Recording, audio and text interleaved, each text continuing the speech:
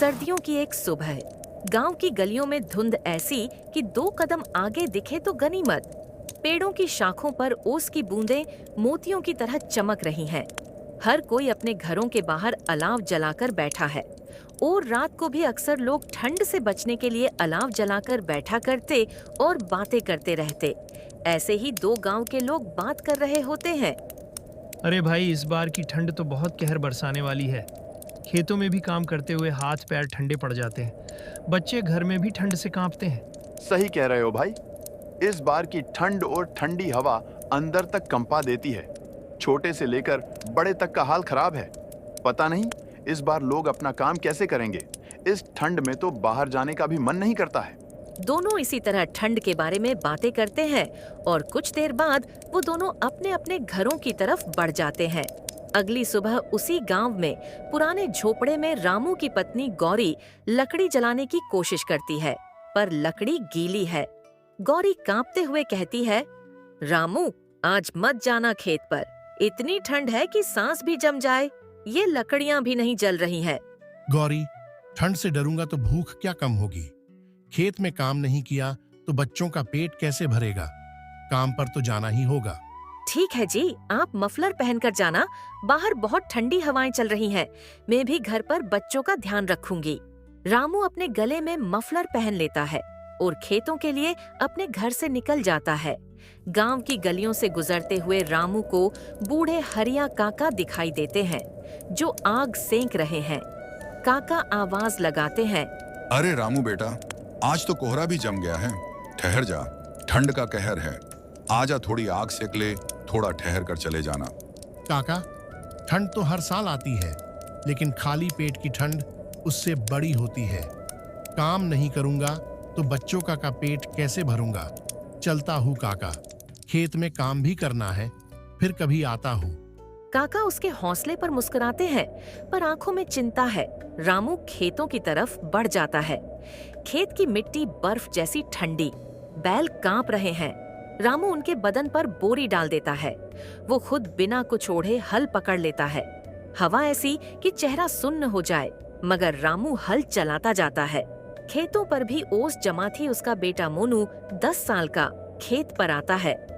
बाबा, माँ ने भेजा है, कह रही थी थोड़ा देरी से काम कर ले, ठंड बहुत है।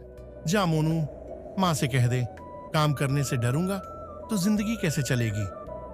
तुम लोग घर पर रहो, मैं आता हूँ कुछ देर में।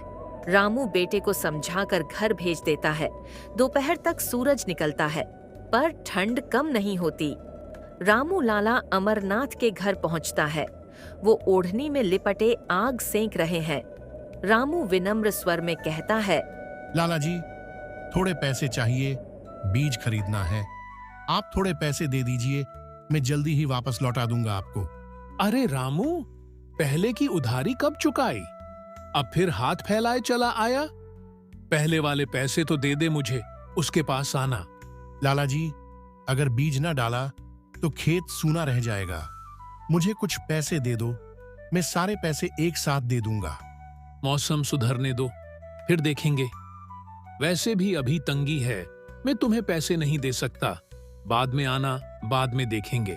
सेठ की बातें सुनकर रामू चुपचाप वहां से लौट जाता है। जब वो घर आता है, शाम ढल चुकी थी। गौरी चूल्हे के पास बैठी रो रही है। बच्चे भूख से बिलबिला रहे हैं। सभी का चेहरा उतरा हुआ था।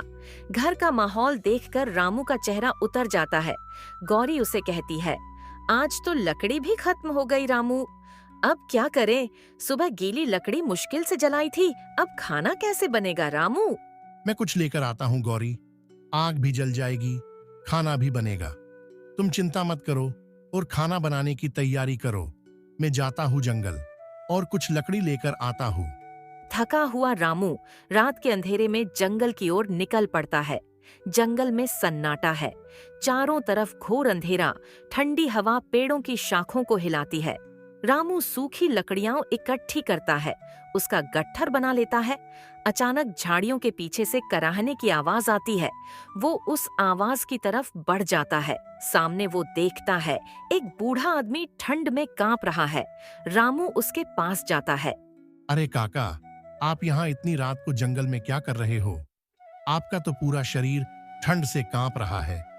आपके पास तो ठंड से बचने के लिए भी कुछ नहीं है। चलिए उठिए यहाँ से। बेटा तुम कौन हो और कहाँ से आए हो? काका, मैं एक किसान हूँ जो ठंड से ज्यादा इंसानियत को मानता है।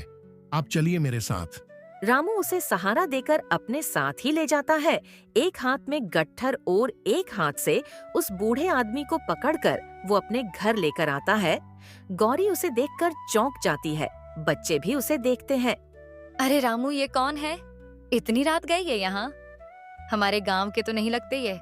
एक ठिठुरता इंसान, गौरी, हमारी तरह। ये मुझे जंगल में ठंड से कांपते हुए मिले। ये जमीन पर कहार रहे थे। मैंने इनकी आवाज सुनी। इन्हें ठंड में वहां छोड़ना ठीक नहीं लगा, इसलिए घर ले आया।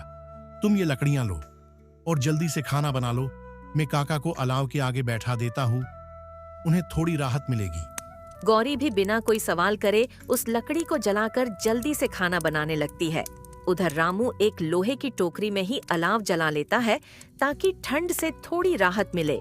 जल्दी ही खान बनकर तैयार हो जाता है। गौरी सबका खाना लगा देती है और सभी खाना खाने लगते हैं। उस रात वो बूढ़ा आदमी वहीं रुकता है। रामू उसकी बगल में नीचे जो जाता है।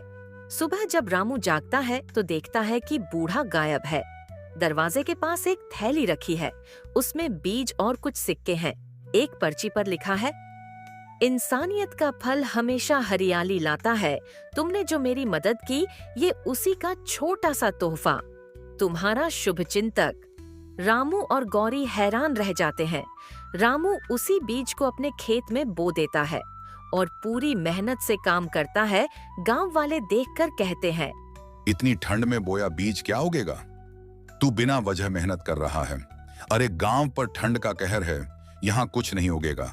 घर जाकर अलाव में बैठो तुम भी। भाई, ये मेरी मेहनत है। मेरे परिवार को अभी ठंड की गर्मी के साथ भूख की भी जरूरत है। मुझे उनका पेट भरना है और मैं इस ठंड में ही फसल उगाऊंगा। लोगों को उनका जवाब देकर वो अपना काम जारी रखता है और कुछ ही दिनों में खेत में हरियाली छा जाती है। बैलों के कदमों के साथ मिट्टी की खुशबू हवा में घुल जाती है।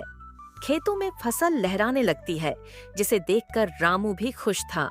लाला अमरनाथ रामू के खेत में हरियाली देखकर चौंक जाते हैं। उन्हें विश्वास ही नहीं होता ये रामू का खेत है।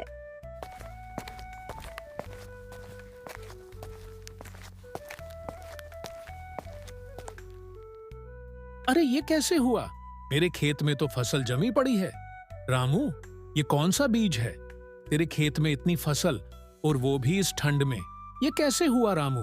लाला जी, ये बीज नहीं, किसी की दुआ है जो मुझे मिली है। जब किसी का सहारा नहीं मिला तब मुझे ये बीज मिले और मैंने अपनी मेहनत से अपनी फसल तैयार कर ली।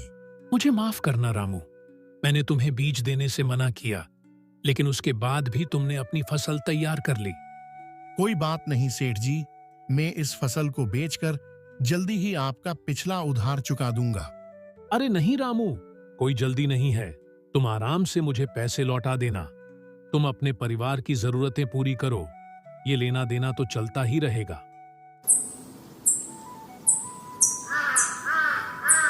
गांव में भी रामू की फसल की बातें होने लगती हैं। सभी उसके बारे में ही बात करते हैं। अरे भाई, रामू की फसल के बारे में सुना क्या? उसने इस कड़कती ठंड में भी फसल तैयार कर ली। सुना था कि उसने लाला से भी बीज मांगे थे, लेकिन लाला ने इनकार कर दिया। हाँ भाई, सुना तो है। हम लोग तो ठंड में खेत पर जाने से भी कतराते हैं, लेकिन रामू की हिम्मत और मेहनत की दाद देनी पड़ेगी। बहुत मेहनती है वो। अब गांव वाले उसी रामू को रामू भैया कहकर सम्मान देते हैं। उसे फसल के लिए सलाह भी लेते हैं। जिसने ठंड के सबसे कठिन मौसम में इंसानियत नहीं छोड़ी, उसी ने सबसे सुंदर फसल उगाई। रामू के घर में अनाज का ढेर लग चुका था। परिवार इससे बहुत खुश था। रामू, अब तो वह ठंड के कहर में भी ठंड नहीं लगती। हमारी फसल कितनी अच्छी निकली है। हमारा वक्त ही बदल गया। कल तक खाना बनाने के लिए लकड़ियां तक नहीं होती थी हमारे पास। गौरी, कभी भी गरीब का समय एक जैसा नहीं होता। ये तो हमारी इंसानियत का फल है जो उस बूढ़े काका से हमें मिल है। इस ठंड में उनकी मदद करने का फल मिला है, वरना आज भी मैं बस अपने सूखे खेत में खाली हल चला रहा होता। लेकिन भगवान की कृपा देखो, आज ठंड भी ठंड नहीं लगती। हमारे घर में खुशी की गर्माहट आ चुकी है।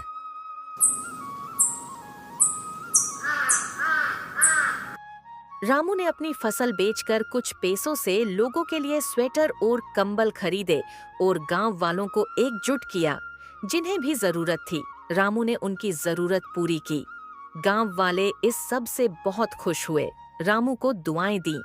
रामू बेटा, तुम्हारा परिवार हमेशा खुश रहे। भगवान हमेशा तुम्हारी फसल अच्छी रखे।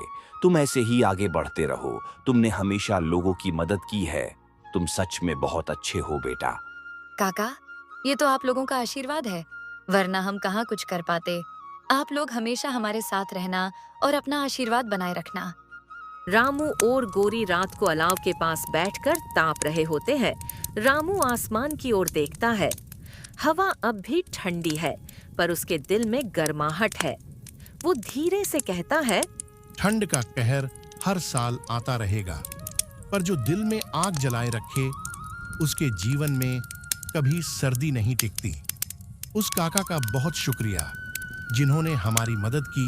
मैं उन्हें कभी नहीं भूलूंगा। गौरी गांव वाले, हमारे बच्चे, सभी लोग खुश हैं।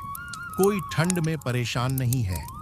मुसीबतों का मौसम चाहे कितना भी सख्त क्यों ना हो, अगर इंसानियत और हिम्मत साथ है तो जिंदगी हमेशा हरियाली लौट आती है। रामू, वो तो हमारे लिए किसी भगवान से कम नहीं थे। ऐसा लगता है जैसे भगवान ही हमारी मदद के लिए आए थे और चले गए। कैसी लगी आपको गरीब पर ठंड का कहर कहानी? कमेंट करके जरूर बताएं और हमारे चैनल को सपोर्ट करें और चैनल जरूर सब्सक्राइब करें।